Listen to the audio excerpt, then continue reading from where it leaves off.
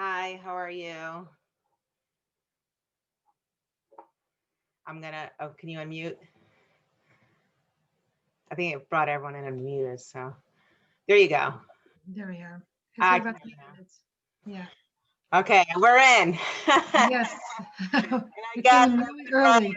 Yeah, a couple minutes early. I figured let's I'm just not, make sure. yeah, let's not repeat what happened last time. I don't know how that happened, and there's nothing even that we could learn from it. It just I know was. he actually described what happened, so I actually know what happened. So I actually told him send me the same link you send to everybody else. And that way we're all in the same boat, and it Mhm. worked. So Yep. yeah, Baruch Hashem. Okay, nice to see you in person. I did actually listen to last week's class. Mhm. I got to hear a few people, and I saw you there, so that was nice. Okay, so we have a few minutes, right? So Right. everybody, Are you recording already? yeah. I mean, I could pause it. I'm just Elke, as soon as you put on record, I'm going to get started. Oh, there we are I recording. just turned Okay. it on. So go ahead. Okay. So good evening, all. Welcome to part 2 of setting up for success. We're talking about money. I want to welcome Elke Langer to tonight's talk. I specifically wanted 3 different presenters for the 3 different conversations, and that way you can hear the way different people talk about money. Slightly different words may resonate with different people, and I also wanted you to meet 3 of the Mesila coaches that you may want to further your conversations with Mesila. So I really want to thank Elke for doing part 2 with us tonight. Elke, do you want to give us just a quick overview of what you're going to be covering, and then we'll just jump right into the topic. Sure. Okay, so first of all, good evening, everyone. It's really nice to be here. Welcome to part 2 of the Adai Ad Seminar on Financial Stability. My name is Elke Langer, and I live in Pittsburgh, so I am an out-of-towner. I have lived both in and out of town, so I have experience in both places. I've been an assistant principal, and now I'm an educational coach. So I actually work with new and experienced teachers, and I help them with professional development. And I'm also trained under Mesila as a family coach. So I just want to emphasize, though, I'm not a financial advisor. So although we will be talking about investments, I can't give you specific investment advice. That's beyond my role. So when we're talking about it in a more general sense, and I myself went through this Mesila process, and it was really beneficial for me. So I hope you'll enjoy this too. So let's start with what we did last week, just as a review. And again, if anyone wants to ask a question, comment, you can unmute. You could, turn off your video, whatever you're comfortable with. If the chat's not working, but so you can just speak up. So last week, you spoke about the importance of financial stability, the benefits of being in control of your financial decisions. And you were given a little homework, which was to track expenses and your income and try to get a clarity in your financial picture. So if you don't mind, I just want to start with a little question about the assignment. If you had a chance to do it, great. If you had a chance to just start, that's also terrific. If anyone's willing to speak up, I would love to hear it. Did you find it challenging to do the exercise? Did anything surprise you as you started going through the information? And did you discover anything about yourself? Anyone wanna or is willing to just unmute and share a thought? All right. Anyone want to be brave?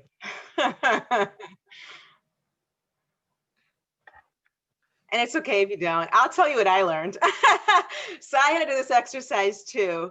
And I actually discovered that I had developed an Amazon habit, which is whenever I went to buy something, I always thought, oh, there must be something else I need.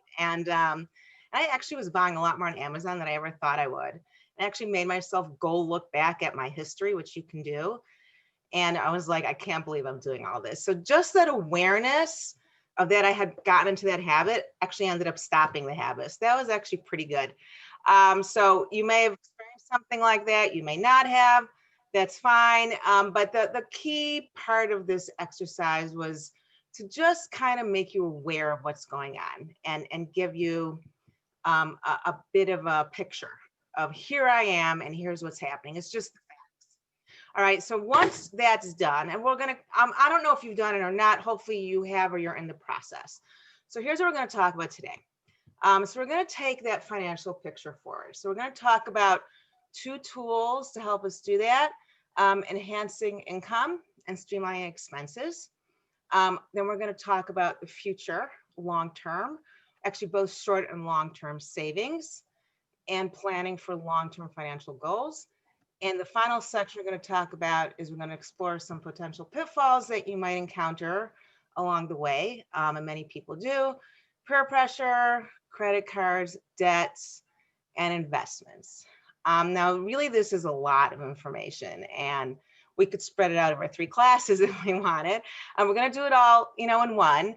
So we're going to move fairly quickly through these. But if there's a particular topic where you wanted me to pause and get a little more in depth, if you have a question, please don't hesitate to interrupt me and and ask, and that's fine. All right. So let's assume you've got your picture. Okay. You've compared your income and your expenses, and you come up with a number. All right, so think of that number as your financial picture. This is where I am. It's just a fact. My income and expenses comes out like this. It could be an annual number. It could be monthly if you divide by 12. So you've now gotten some awareness. All right, so financial awareness of what is just happening in real time in your finances. It's just a number. All right, so now that you have this number, okay, what do you do now? All right, what's your next step? So the answer is, let's take a look at the facts. All right, it depends. Let's say you have a positive number. All right, so your income is higher than your expenses. So that's great. You have a surplus. You have a little extra money each month. You don't have a feeling of pressure when it comes to your finances. You're not under strain. You're in a comfortable place, which is nice. Would you still want to take a look at some of these tools? And the answer is probably you would, for a couple of reasons. One is that you can give yourself a little more financial leverage. Like if you're in a good place now, why not make it a little better? If your expenses are likely to increase down the road, which for many of you, there's a good chance that could happen, then you're in a place to start planning for it, but you don't have that pressure or the tension or the feeling like, oh no, what do we do? It's an emergency. So this is really you're in a good spot to start thinking more long-term. Can you make that picture even better for yourself and your family? So it lets you think in a place of calm. Now, what if it's negative? If it's negative, then you are running at a deficit. It means you're spending more than you earn. And that is something that you will want to take a closer look at. Even if it's a small number, tends to spiral. It's not going to go away by itself. If it's a small number next month, the following month, it's add to that, following that to that. So it does tend to grow. So you're going to want to really think about some of these tools, increasing income, streamlining expenses. Now, what if you got it in perfect balance? You're zero, or it's close to zero. So that means that you're spending what you're earning. And a lot of people are right around there. They call it, they're making it through the month, but they don't have a lot of leeway. So that's also a place where you probably would want to take a look at some of these tools, for a couple of reasons. One is that if you're that close, then an unexpected expense could really throw you off. And the other reason is that people tend to underestimate their expenses. It's just a fact. So you're probably missing something. We all do that. So if you add that in, it could be you are running at a little bit of a deficit. So let's take your picture. If you don't know what it is now, that's also okay. But you are going to want to get there in order to know what to do next and where to go. So now we're going to take a look at some tools. Okay, now before we look at the tools, I want to share 2 concepts. These are basic principles when it comes to using these tools. All right, so the first one, I think this was introduced to you last week, the airplane idea. And this, I think of this as the Mesila mascot because they like using this image. of an airplane. So what's the idea of the airplane? It sort of reflects the concept of being financially responsible. So when you go on a trip, you put your luggage on the plane, and when you get off at the other end, your luggage comes off, hopefully, right? You're not going to get 2 pieces of luggage if you only put 1 piece on. Your luggage doesn't multiply in the plane. So your income works the same way. Whatever you put in, that's what you can take out. You can't take out more than you put in, just like you're not getting extra stuff off that plane. Now this sounds pretty obvious, obviously, but the idea is living within your means really is reflected by this. And not everybody these days does it. It used to be pretty much impossible. Like if you didn't have it, you couldn't get it. Today, people have very easy access to credit. And it is easy to slide into the mode of thinking that you can spend more than you earn. And people don't realize that it's kind of leading them down this path, which should end up causing them a lot of stress and tension and difficulty down the road. So just start out by saying, be financially responsible. If it's not on, I can't take it off. So that's the first place to start with. The second idea I'm going to share with you is something that you're not actually going to be working on too much tonight. It's more of a focus for next week. But I'm going to share it with you now because it sort of is the foundation for what you're going to do. So here's the concept, and then we're going to talk about, you're going to explore actually doing it more next week. So there's an idea called vision. Okay. So the vision is a description of where you as a couple see yourself and as a family down the road. So what's the idea? Let's think of your financial picture that you just got. It's like finding your location on a GPS. Okay, so you turn on your GPS, you're sitting in your car outside your house, your apartment, and you're here. Well, where do you go? Well, you don't know until you punch in your destination. Then as soon as you do, it'll say, okay, turn left, turn right. So the vision works the same way. It's saying, okay, where do we want to go as a family, as a couple? Where do we see ourselves in the future? And how can our finances help us get there? So we view money as a tool for getting to your destination, and it's a destination that you agree on together, which is really important. And then once you've got that image and that vision and that destination clear, then any financial decision you make will basically be, okay, is it getting us to achieve our vision or not? So it becomes a much simpler question. Not everything like is decided independently, but everything sort of fits into this broad idea and vision and goal that you've come up with. And it has to reflect your shared values. So it's something that you do together. So again, this is something you're gonna explore more next week. It really, though, it's a very critical part of the process because it kind of is going to help you use these tools that we're going to be discussing tonight, because sometimes it can be challenging to have positive financial habits, especially when the people around you aren't doing that. So what's going to keep you going? What's going to give you the discipline, the excitement, the inspiration to get towards those goals? And the vision is going to give you that. So it's again, really important. And although you're not going to do it now, I'm putting it out there now because all these steps coming up, they're going to be powered by this vision. All right. So now let's get to it. All right. Some tools.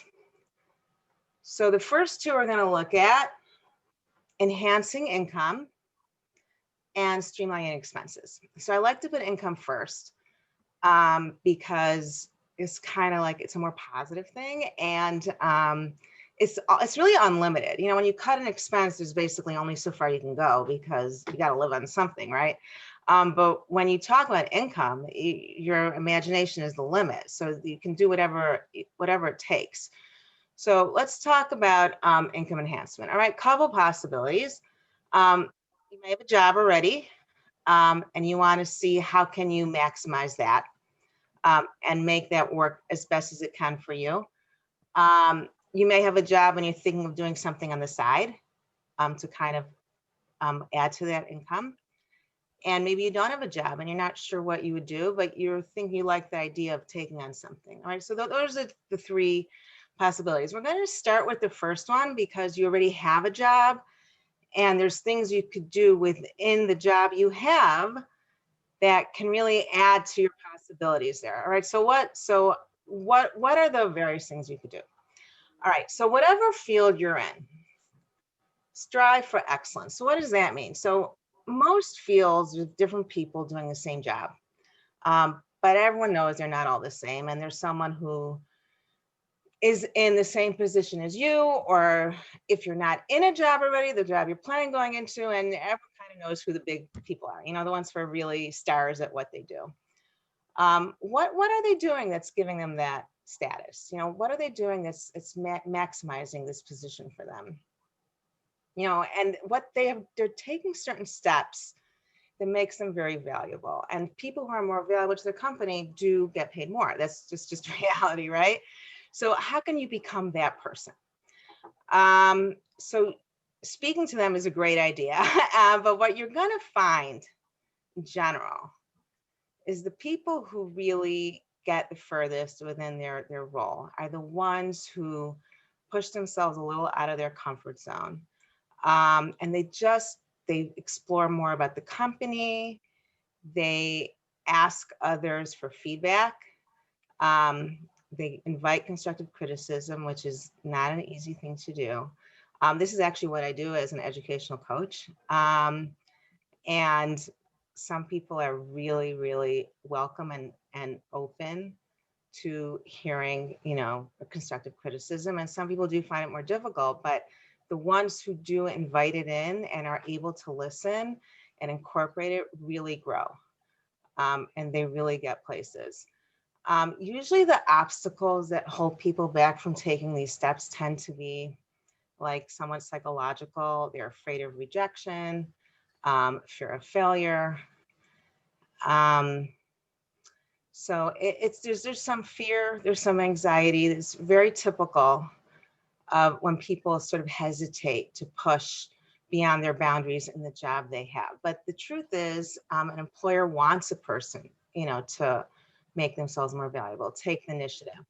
So if you find yourself in that position and you can figure out what's holding you back, see if you can push past that and just push yourself slowly out of that comfort zone. It's very worthwhile. I mean, many people don't do it. I don't know if they can't, they probably could, but many people don't. If you're the one who does, then it will get you there. Another big way to help you out in this is to network. Speak to as many people as you can in your field, whether it's in your current position, in the company you're in, whether it's different people in other places. And one big thing that is super helpful, if you can, is find a mentor. Some places will actually offer you one. If you ever have that, just grab it. That is the single best way to improve. Like studies show that one-on-one mentoring really move people ahead. Most places probably won't officially offer you a mentor, but see if you can find someone who's more knowledgeable in your field, experienced, who you respect, and just talk to them as much as they're willing to talk to you. Most people really like talking and telling you what they do. They usually are flattered by the attention. So don't be afraid, and reach out. So these steps really do make a difference, and they really can make you a more valuable employee, and that usually will increase your income where you are, either within your company, or if you need to branch out, you have more kind of experience to take with you.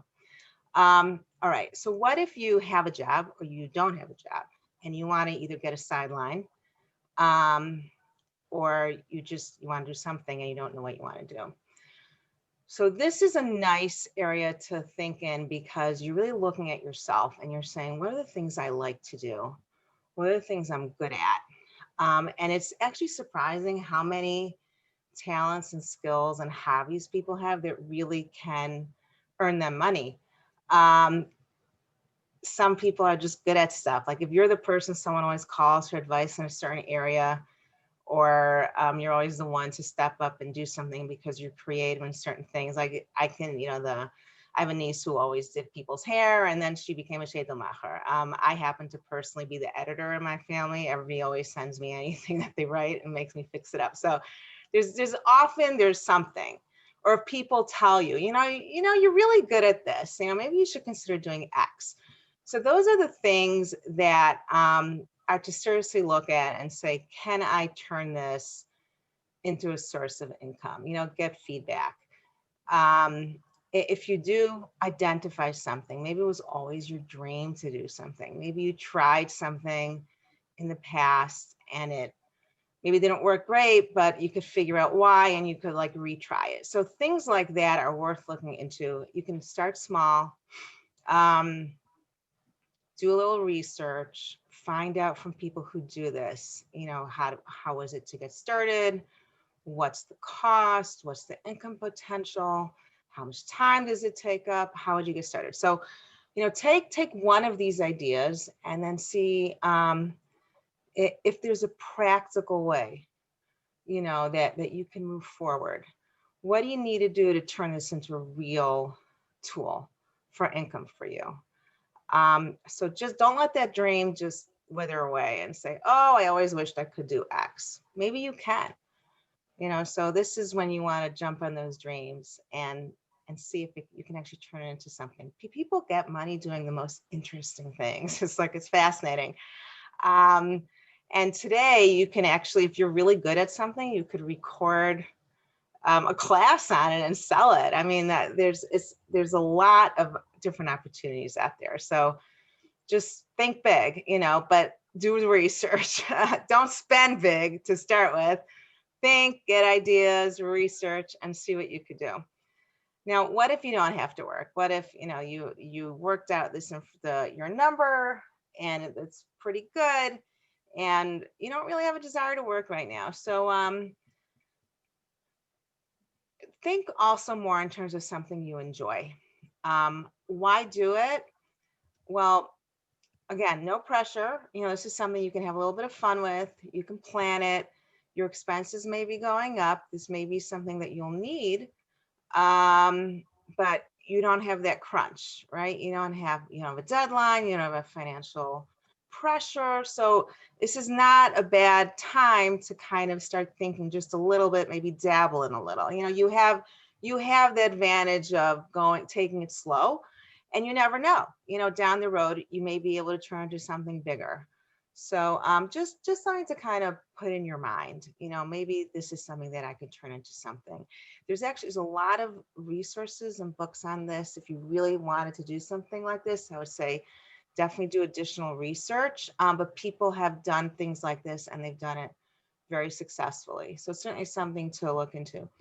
So on that note, I'm just going to ask you, this is for you personally, you don't have to share it, but can you think of one practical step you can take towards income enhancement and just stick it on your calendar, whether it's calling someone, researching something, reading something, looking up something, reaching out and networking with someone?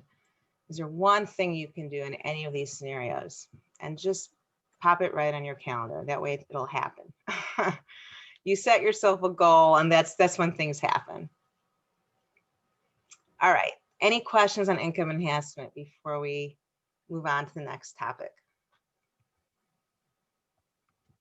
Okay.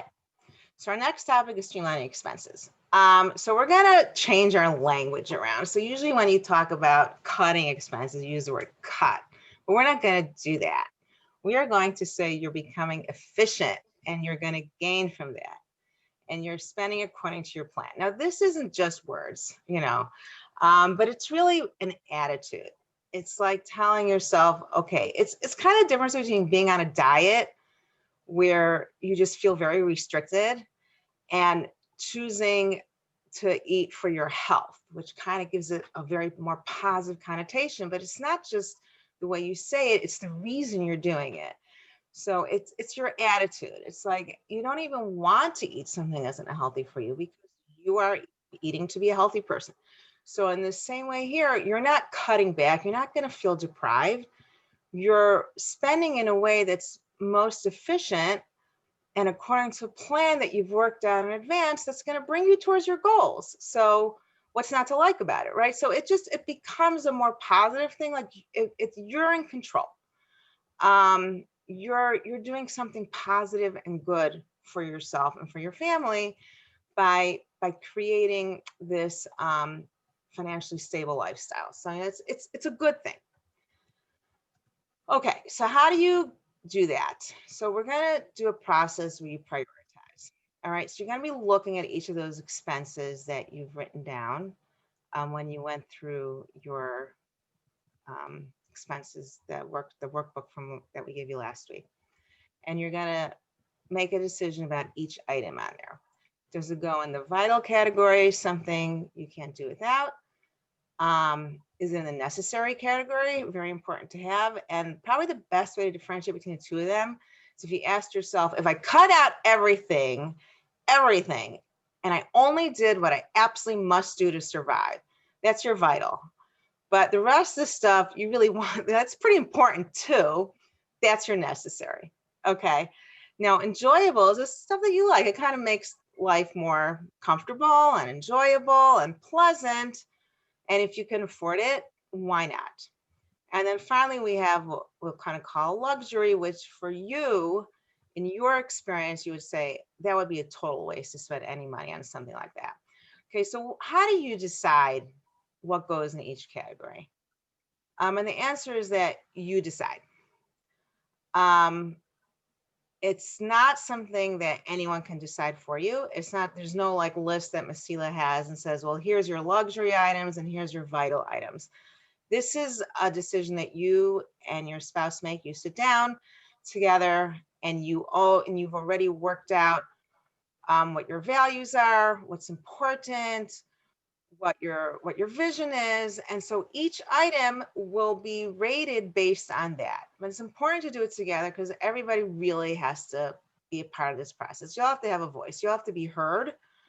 And you all have to have your personal feelings about each thing, as part of that. You have to feel like you're in it too. So everybody has to really be committed to this and buy into this. If you think something's not necessary and your spouse does, then that is definitely something you have to come to terms with, because one's going to want to spend on it because it's necessary and one won't. So the two of you need to decide. Beyond that, it's only up to you though. Like no one can tell you. And every family really does have their own decisions about what's important to them and what's not. It's a very personal choice. So that's fine. Like there's no judgment on what you decide. Just make sure you don't put everything in necessary, because then you may have to take a closer look. And here's just a mental exercise I'm going to give you. Think of something that you've purchased maybe in the last 6 weeks. And now that you have bought it, you realize that you didn't actually really need it. Can you think of something? It could be a food item. It could be anything. Think of something, you have it in your mind, one thing that you're like, oh, I bought that, but I probably didn't need to buy that. Now that you're thinking of it, what category would you stick that item into? And why did you buy it in the first place? Was it something you planned to buy? You thought you needed it, but it turned out that you were wrong? Was it an impulse buy? Would you buy it again, knowing now what you know? So just as a mental exercise, try to picture something and think about it, and see what you come up with. All right, so what are some of the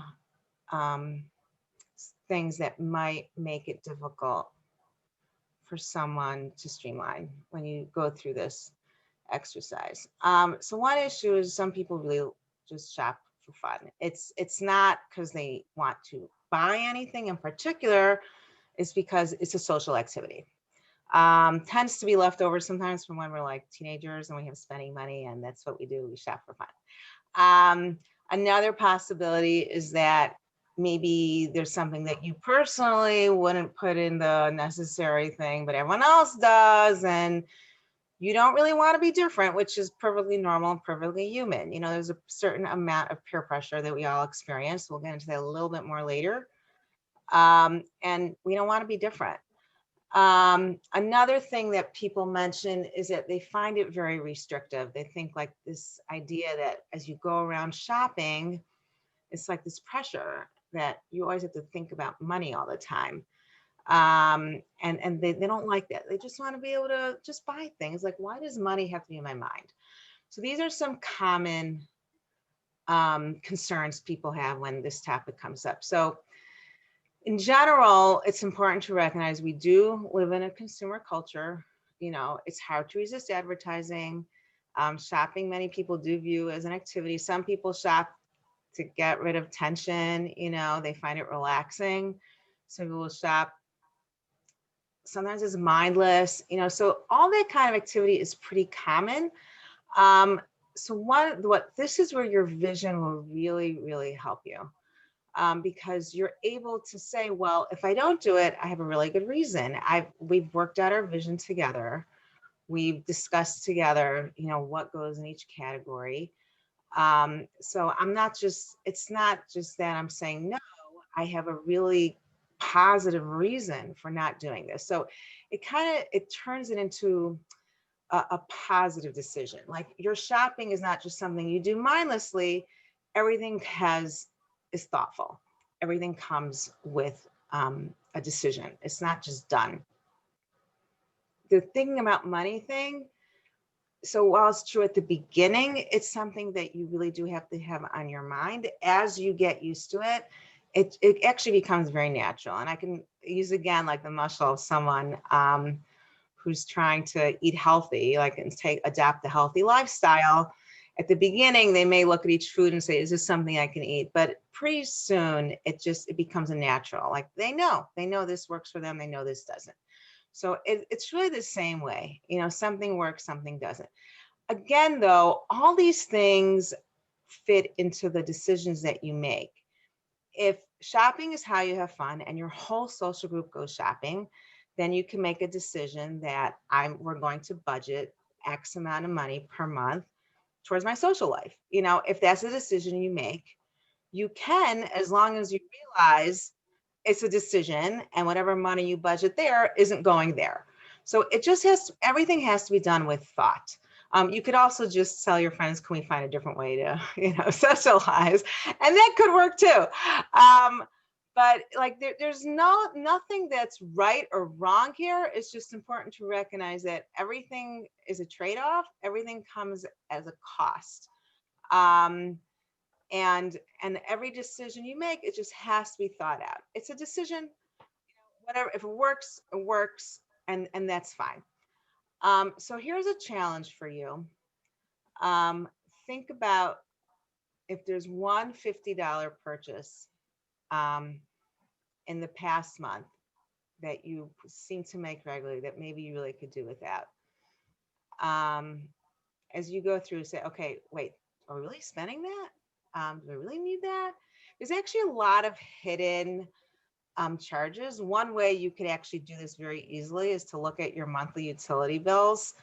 I actually called my phone company and I said, hey, I've been a loyal customer. I seem to be paying a lot. Is there anything you can do to take my monthly costs down? And they turned out I was actually spending $15 a month on a service that I wasn't even using because they automatically put it on when you're a new customer and nobody even knows about it until you know to ask. So that came off and they said, oh yeah, you haven't a customer file. So they knocked off another $20 somewhere and that's a monthly recurring bill. So I saved $35 a month just like that. So it's actually a very easy way to start. It's just a phone call and you don't have to change anything. You get to keep your phone. You just called and they lowered your bill. So that's a very easy thing to do. It's worth asking. You can't do this every month, obviously, but it's every now and then it's worth checking to see if you could pay a little less for the stuff you use all the time. And just look at it. You know, it's an interesting challenge. And see if there's something on there that you probably could do without. And that's free gift for you. You got $50, use it for something that you'd like to use it for better or put it away, whatever you want. All right. And that brings us to our next topic, which is going to be looking to the future. Any comments or questions about the streamlining expenses before we move on? Okay. So the next topic we're going to talk about is looking to the future. All right. So let's assume you've done some work with these tools, whether it's through the income and streamlining expenses or both. Many people do a combination of both. And now you've got that positive number. So you have this extra money each month. So what do you do with it? You spend it, save it, right? There's basically, those are the two basic possibilities, right? So let's take a look at what are the different options for keeping money in reserve for when you need it. And part of your vision and your plan, if there's some big ideas that you want to spend money, you'll need money for, in the future, how do you get that? All right, so let's start with some basic statistics about savings, because it kind of tells you that a lot of people aren't doing this. Okay, so if you're not, you are definitely not alone. 38% of Americans cannot come up with $500 in cash, which is actually all you have need is a big appliance to break, and that's your $500 at least in cash, without selling something or taking out a loan. 25% of Americans have no emergency savings at all, and 35% have no money set aside for retirement. So a lot of people are kind of living on the edge. And there's a lot of stress that comes with that. So I'll start with short-term savings. Okay, everyone should have an emergency fund. That's for these unexpected expenses that just pop up. My dryer broke about 6 months ago. I had to get a new one. It wasn't something I planned. It wasn't something I knew was going to happen. It just happened. So you have an emergency fund, and that's where the money for the dryer is. And you just buy your dryer and you have it and you're good to go. The car could have something happen to it and you have a expensive repair bill. So those kind of things we're going to call emergencies. It's something that you can't plan for. You didn't know was going to happen, because those things that you can plan for, that we're going to put in a different category. Things that you don't plan, can't really plan for, don't know what's going to happen, but they happen as part of normal life. That's going to be your emergency fund. Ideally, and I'm going to say ideally, emphasize, experts say you should have 3 to 6 months of expenses. And I didn't say income, I said expenses, which hopefully is lower than your income, right? If you can't get to 3 to 6 right away, which many people can't, you can build it up.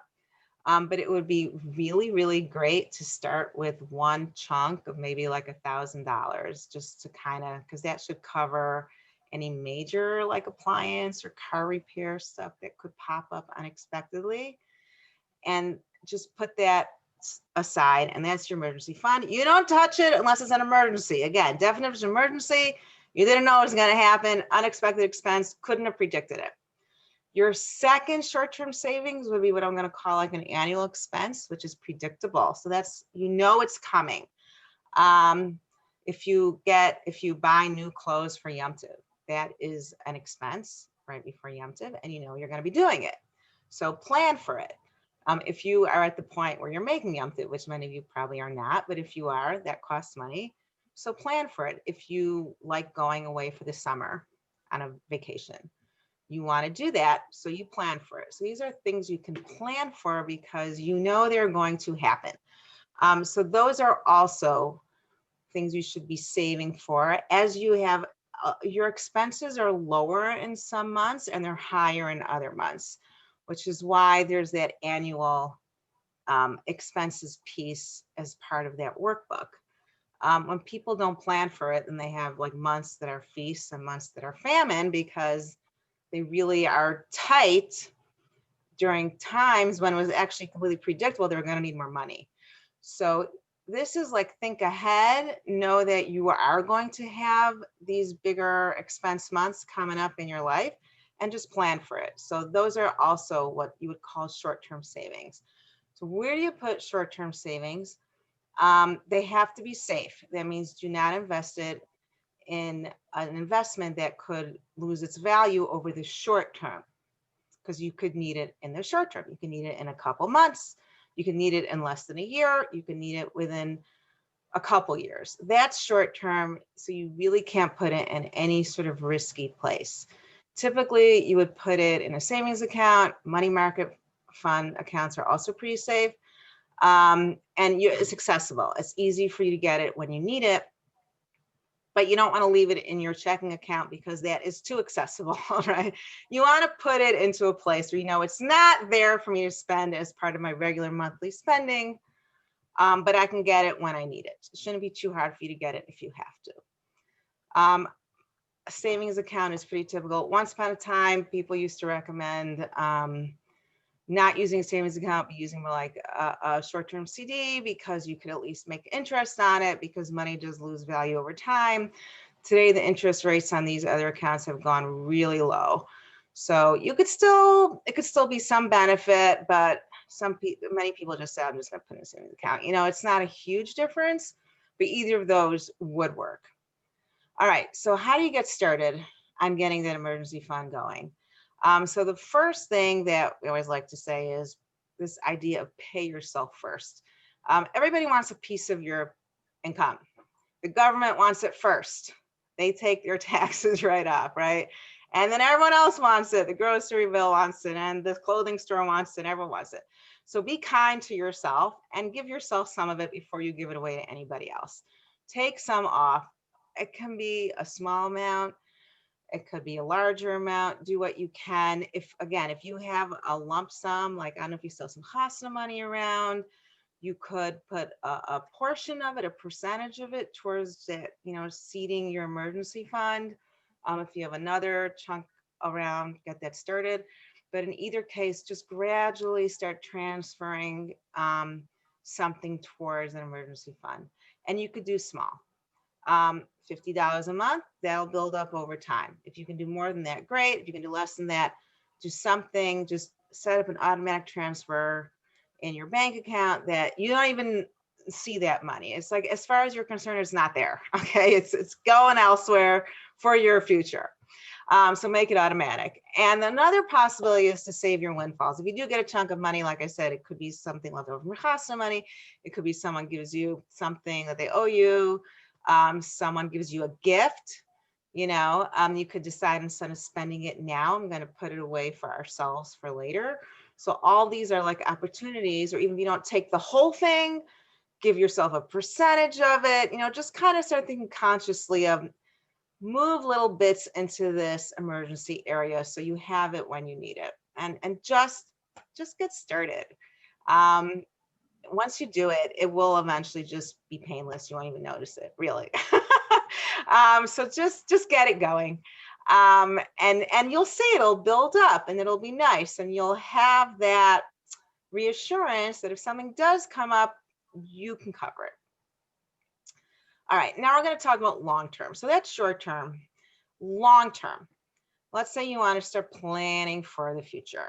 Two big things people plan for is a wedding or another simcha, and retirement. Now, I remember someone mentioned to me retirement when I was a newlywed, and I thought they were from outer space. I'm like, people retire? Really? Like, why would someone do that? I'm a little older and people do retire. So I'm not retired, but it is a thing. Yeah, people do kind of think of it. So it is something to think about, even if it seems like a very long way away. And the big benefit of thinking now about it instead of waiting till it's like a little more realistic is because you have the advantage of time, but as is Hashem. And time plus money equals lots of money. And the reason is because of this idea called compound interest, which I know you touched on last week, and many of you may be familiar with this idea, but money grows over time. And because it's compounded, that means you get interest, not just on the original, the principal, but on any money that was made over time, it grows much more. So it gets significantly bigger as long as you have the patience to wait it out. And that's why I said long-term. So for example, let's say someone says, I want to have $50,000 in the bank for my child's wedding. And you feel you can start when this child is born, or you could start when this child is 11 years old.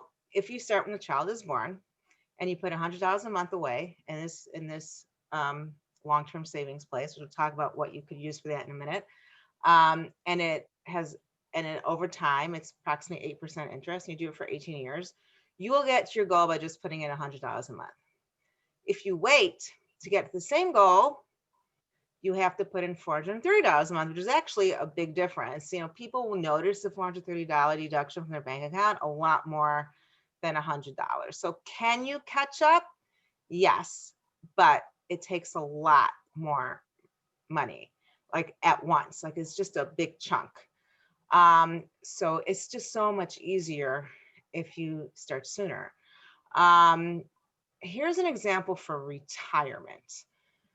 So this is where you really see it growing. If someone starts when they're 25 and puts $100 in the bank, or actually in a retirement fund, not the bank, retirement fund, every single month, then at the best rate, which is 12, and I don't know if you'll get 12, but it certainly can average to about 10. You have over $1 million in that account. If you wait till you're 50 and do the same 100, you, at the best scenario, you're only gonna get 50,000. That's a huge difference. So here you can see how time makes an enormous difference. And this is actually probably the one thing I wish someone had told me. They probably did tell me, and I really didn't pay attention. Start putting even a little something, even if it's 50, into a retirement account, and just do it automatically, because it really does grow. I mean, I just have to add a caveat, is that we're dealing with the stock market. There's absolutely no guarantee. We're looking at the past, but over time, it's consistently has worked. So this is definitely the recommendation. What the assumption is, it will continue to work. But again, we're talking about long-term. You don't put short-term financial goals in the stock market, because the stock market goes up and down, as we're going to see. So anything you put in the stock market has to be a buy and hold strategy. And I'll show you what that means in a second. Let's just look at the retirement options. If you work for a company that offers a 401k account or some other form of a retirement account, then that's the easiest thing. And they will also often offer you a match. Some offer 2%, some offer 5%, some offer more than that. The match is free money. So if you have someone who's offering you that, just take it, because that is the only time you're ever going to get free money. So you may as well grab it while you can. And they will match a portion of what you put in. And the other nice part about that, it's tax deferred. That means you don't pay taxes on the money you put into that 401k typically. So it gets taken off your paycheck first before the IRS takes their piece. So you actually won't notice it as much, because it's before taxes. So if you have that, definitely something you can take advantage of. If you don't have that, there's an individual retirement account that you can open. I would say if this is something you want to do, speak to a financial advisor. They're very easy to get started. And they'll probably ask you if you want to do a tax deferred or tax exempt, which basically means, do you want the money to go in your pre-tax, but then later on when you take it out after you retire, you get taxed on it?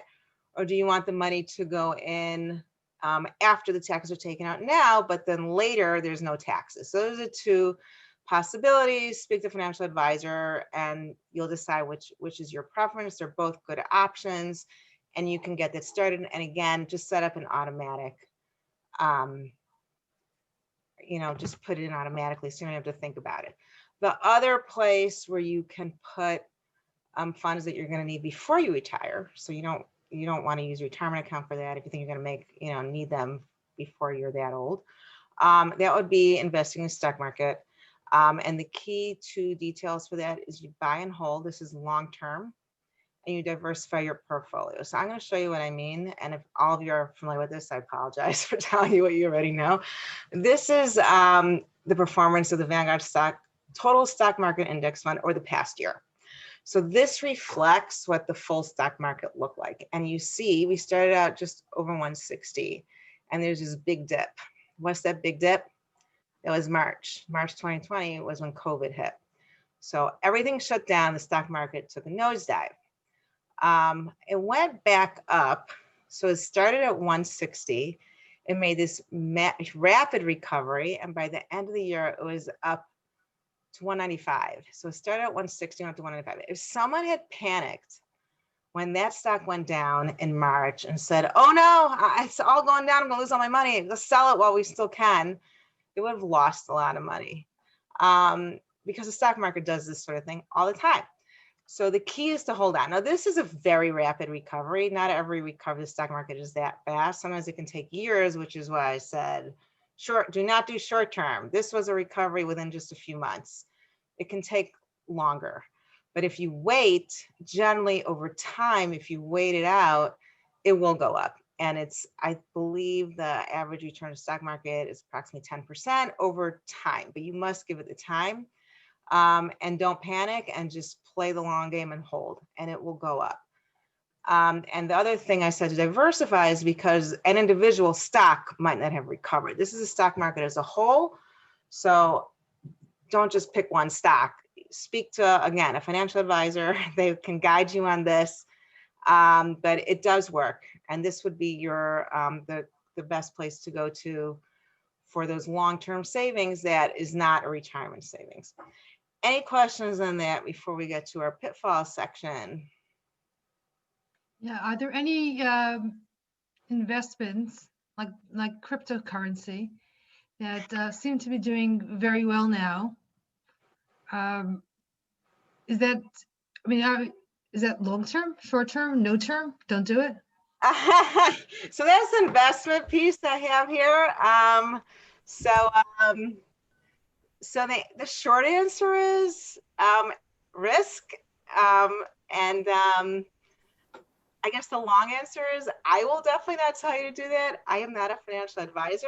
Most financial advisors will not tell you to do it either, because of the risk involved. So what we're going to see when we do the investment section, we're going to talk a little bit about these terrific investments people like present to you that look really exciting and it's going up like crazy and you can really make a lot of money in a very short amount of time. So that's where you have to start thinking about risk. So yeah, great question. So we're going to get to that. I also have a question. Yeah, How do we work out compounded interest accounts? How do you get it started? You mean in terms of what? A savings account. Oh, a savings account? A regular savings account at my bank will not give me such high interest rates, will it? No. The fact that the savings account will give you very little interest, and almost if you look around, you'll see that most savings accounts or even money market fund accounts give you very little interest. Those rates have gone way, way, way down.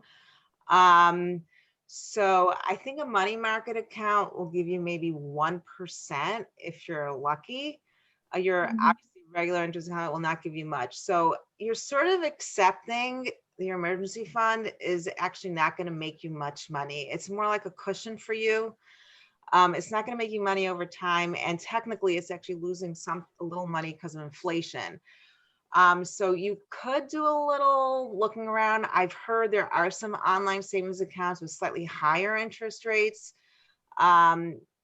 But you're not really going to make much on it. That's the truth. It's not really the goal with that. It's really more to give you like a little cushion. But again, that's why I said short term. Yeah, it's almost, yeah, you're not going to make a lot on it. Right. So the only other option is investments that will make a higher percentage.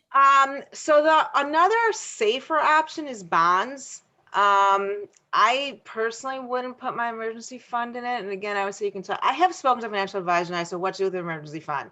He said, leave it in your savings account. That's what he told me. Okay. I have seen other options. The money market fund is also extremely safe, but that's, like I said, maybe 1%. I have read people who said, oh, put it in bonds. But again, it's slightly less safe. I wouldn't do it. I'm not telling you what to do. I'm not a financial advisor. I think overall you have to accept this money is not making money for you. So I guess it's a way of saying don't make it too large, but don't make it too. So what if I split it up? I'll have in my emergency fund. If I'm putting away savings each month already, I'm married for a year. Yeah. I'll put some into my emergency fund and the rest I might as well have in some sort of account that's going to compound interest over time. Yeah. If you don't, if it's not too short term, you definitely can. I mean, as long as you're comfortable that your emergency savings is enough.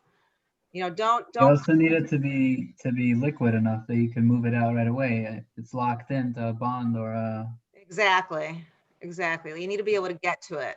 if you need your dryer tomorrow, then Right. Yeah, you definitely want enough to cover more than a dryer, very easily accessible. Right. If I'm Yeah. putting away, let's say, to buy a house in 7 years, Okay, well, so I that's would appreciate if it could be compounded. yes. If you want to buy a house and you're thinking in terms of more than 5 years, then you do want to look at something that will compound better for you. And again, I'm going to say it again, see if you can talk to a financial advisor about it. Mhm. They can definitely guide you. They might tell you to do a mix, maybe stocks and bonds, to cut the risk. So yeah, that would be something that you do want to grow 100%. Yeah. So I would say speak to someone. Well, if you go over the 5-year threshold, then you can look at things that are slightly riskier. Really, 10 years is where you can really do a little more risk. So at 5 years, you probably want something a little more conservative, but you don't need it to be super liquid. So Mhm. yeah, but definitely, I don't want to tell you where to invest. Like that's sort of beyond my, that's beyond my role. So speak with someone and don't be afraid to speak with a financial advisor because they are happy to talk to you. I spoke to someone when I had $5,000, which is not an enormous amount of money. And they didn't make me feel like I was wasting their time. They're happy to talk to you. Mhm. They're happy that you're putting money away because they figure you're a small client now and you'll turn into a bigger client because you're saving money and you're investing it. So don't hesitate to do that. It's definitely worth it. Okay, thank you. Okay. Any other questions from anyone? Thank you for asking, by the way. I appreciate it. Okay. So let's talk about some pitfalls that really most of us encounter. I see we have about 5 minutes left, so I don't necessarily want to go late. So we'll just try to get to these quickly, but if anyone does have a question, feel free to ask. All right, so the 4 things I have are peer pressure, credit cards, debts, and investments, which was, the question that came up before. So peer pressure we touched on before. It's like, finding it difficult to not have exactly the same lifestyle as others or do things the same way as others. So take a minute. Can you identify any peer pressure in your current financial decisions? Is there anything that you spent money on because looking back, it's like I did that because I felt a certain peer pressure to do it? And the next question I'm going to ask you is, can you think of a way that you can be a source of positive peer pressure? Because it goes both ways. You feel peer pressure from your friends, and they feel it from you. So is there a way that you can be the one, to set the tone? Either not be the one to ratchet it up, maybe that shouldn't be you. Someone's always the first, right? Maybe that one shouldn't be you, or maybe you're the first to kind of take things down a notch. So we all have a lot of power in our communities and in our relationships. So think about how you can take that and make yourself a positive, force for that. Okay, credit cards. So credit cards are pretty ubiquitous. I personally have credit cards. I use them all the time. I like them. Some people will tell you credit cards are horrible and bad and evil. I am not going to tell you that, but I will tell you that there are dangers to it. So let's first look at some benefits. Good thing about credit cards, never run out of money. You generally, if it gets stolen, it's not an issue. It's a pain. I had my credit card number stolen, not the credit card. Now they just steal your number. And someone used it to buy a ticket to Hawaii. I'm like, that's great. Which was me, but it wasn't. But I did not get charged. They spotted as theft. They have these very fancy algorithm that can spot all sorts of fraud. And they called me and I said, no, that wasn't me. So it didn't cost me anything. And they canceled it. You can easily purchase things over the phone, online, long distance, no problem. Many people can use a card. You can use it anywhere. And you can track your purchases, which is actually nice. You just go into your credit card. My credit card I can have it show me a graph which shows different categories of what I bought. So that's very convenient. What are the dangers? So first of all, studies show that when you use a credit card, you actually spend more because you don't feel like you're spending money. I actually discovered that a lot of times I'll walk away from a cash register and realize I don't even know what I spent. I just shove in the card, sign the receipt. Now you don't have to sign it anymore and walk off. And I'm like, what did that cost? So that's actually a really bad habit. Technically it's a hidden loan. That means you are borrowing money, even though you don't realize you're borrowing money. Therefore, there's high interest rates. It can just go on and on. So that payment can balloon like totally out of control. And the rate can go up anytime. So basically, anytime you carry a credit card balance, you are paying and paying and paying. And this is the way people really get into debt, by not paying off their credit cards. So what do? If you want to use a credit card, which many of us do for positive benefits, make sure you can control it. Make sure you can pay your balance in full every month. And the best way to do it is to just make it automatic.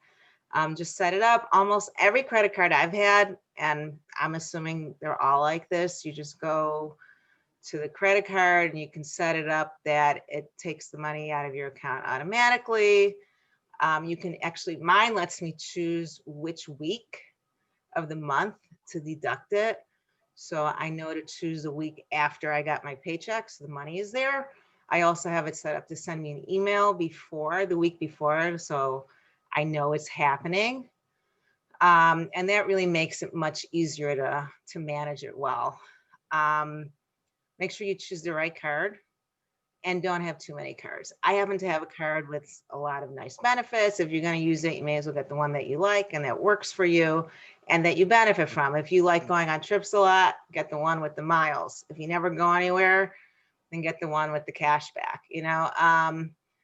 Don't open a lot of credit card accounts. Like, if you go to Target, they're like, would you like to open the Target account? You're going to get 10% off your purchase today, blah, blah. It's just say no. You don't want to have too many cards. You don't want to have a lot of stuff floating around. Now, if you shop at Target all the time and you want that to be your card, then fine. But then don't say yes to 6 other cards. You just keep it manageable. I found that out the hard way, by the way. So I can definitely affirm that this is good advice. Other thing I'll tell you is if you ever are late on that payment, if you only do it once, they will generally give you back the late fee. You can't get away with this twice. But if ever happens to you once, call them up. They actually will usually waive the fee. So just a little piece of info. 2 more items here. I know we're basically out of time. Is it okay if we take a couple more minutes? Sure, go ahead. Okay. Anyone who has to leave can leave. Yeah, we're almost done. So loans and debts. So there are reasons people do go into debt, and not all debt is bad. Buying a home is the chief reason. You get a mortgage, that is perfectly normal, perfectly reasonable. And that's the way people own houses for the most part. Many people will get a car loan. Some won't. Some people feel I'm only going to buy a car if I can pay it, out of pocket. But it's not an unreasonable thing to do. And there are other similar large purchases. What you don't want to do is take on debt for monthly expenses. That's kind of going down the debt hole. And that's really where credit card debt often comes in, because people pay and then they can't pay it off and they just let the balance build up and they pay it off over time and it really builds up. So if you're going to take a loan, just make sure it's in the right category of things you're taking a loan for. If you had an emergency purchase, this is your emergency fund was for. So you shouldn't have to take a loan. That takes a lot of that out of the picture. And the final thing is investments, which is what you brought up before about the Bitcoin. There's always something exciting. It's like the next big thing. I remember when I was a newlywed, everybody was buying real estate somewhere. This is going to be great. You're going to make a fortune on it. A lot of people lost a lot of money. And there's always something. So it's also tempting because big returns. You hear stories of people making tons and tons of money off of it so quickly. So it's definitely tempting. Anytime you hear something that has such huge returns, you have to really ask yourself, okay, does it make sense? If someone is saying, well, if you lend me money for this, I'll give you 16% interest. You have to ask, well, why didn't they go to the bank for half that? You know, there's a reason they're asking you. And the reason is it's very high risk. So are you comfortable losing all that money? So the bottom line is it's a gamble. If it's a gamble, then you have to be comfortable saying, I'm willing to throw this money away. Most of us aren't really comfortable saying that. So it's just, I'm just going to say, be careful. If someone comes to you with an exciting opportunity, buy a little time. So I have to speak to my spouse. That usually works pretty well just to get you away from the initial excitement. And it isn't someone usually who's trying to trick you. Like, people are very sincere. They themselves believe in it. So it's really just be cautious. Do a little research, understand the risk, understand the market, speak to someone who has some experience. Is a person who's trying to give you this investment, do they have experience in this field? Do they have a track record? Have they been successful? It can take on many different forms. Some work, many don't. And many people do lose money. I'm not trying to be a downer and say no one is ever going to be successful in this stuff. What typically also happens is by the time you find out about something really exciting, the people who have going to make money off it probably already made it, and you're sort of getting in at the end right before it bursts, and that does happen. I can't tell you that Bitcoin is going to fall apart. Like, that's beyond I can't see the future. But I've seen a lot of stuff discussing the possibility of it. So I don't know. What's your appetite for risk? I think it comes down to that. And how important is keeping your money to you? You know, if you have tons of it and you don't mind playing around with some, you know, that's a different story. If you're relying on this, then you want to play it safe. So it's just, you really have to really ask yourself, is it worth the risk? Because there's always risk involved when the returns are really, really high. So I'm just suggesting some caution. Speak to people who know more than I do, and see what they say. And people do get excited. You know, there's always more. There's always exciting stuff going on, and just take it slow. That's gonna be my suggestion. Okay, any questions on anything? We're pretty much towards the end. Elke, when would you use a debit card versus a credit card? So people do, and you do get most of the benefits. So a lot of the benefits about, you don't have to have cash, and you don't have to worry about being stolen, they do apply to debit cards as well. Credit cards give you a couple things. Usually they come with some extra benefits, like my credit card comes with car rental insurance, which is actually very useful for my son who has to rent cars because he's in Shidduchim.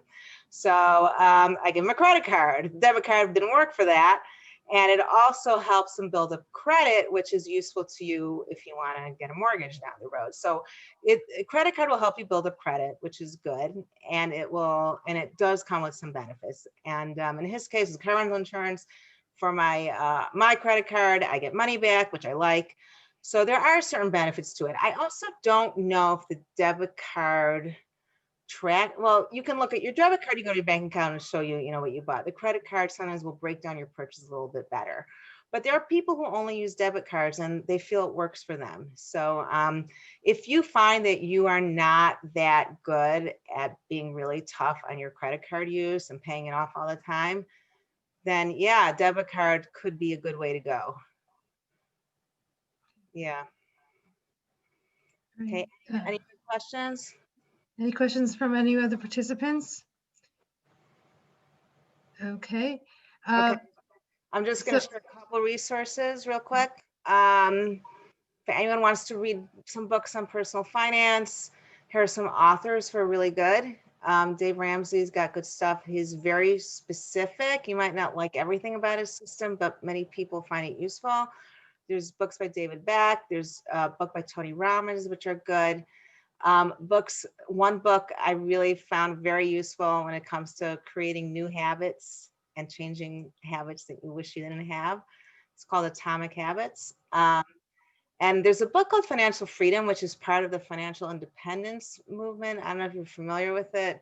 And they have some really great ideas for income enhancement for like original job, ways to bring in money. So if any of these interest you, that's fine. I'm just going to say one thing about look out for copyright dates on anything, because anything printed before like 2010 is a little outdated. The financial landscape has changed.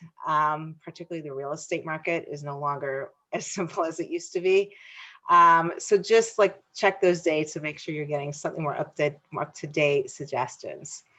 All right, and the homework for next week is really, if you haven't done that financial picture, like go ahead with it. If you want to start thinking about the vision, which I mentioned that you're going to be exploring more next week, there is a sheet in the workbook that kind of goes through it. If that interests you, you could just start peeking at that. All right, and that's about it for the evening. I hope you enjoyed, and I hope this was beneficial to you. You can email me any questions. You can be in touch with Mesila, and I really appreciate the opportunity to speak with you tonight. Thank you so much. Thank you so much, Elke. To all, I'm going to send you some everything that was on the slides. The recording will be available on the website as well for those who want to go through it slowly or want to do it with your spouse wasn't able to join you tonight or whatever it is. So that will be on the website, and the books that Elke mentioned will also be on the website, and some of the terms that she used, I jotted them down. I'll add them to the glossary that I put on the website too. So if anyone has any other questions, for next week or just in general, you can send them to me or you can send them to Mesila, and we'll try to get answers to you individually. So thank you all for joining us, and good night. Thank you so much. Good night. Thank you, Elke.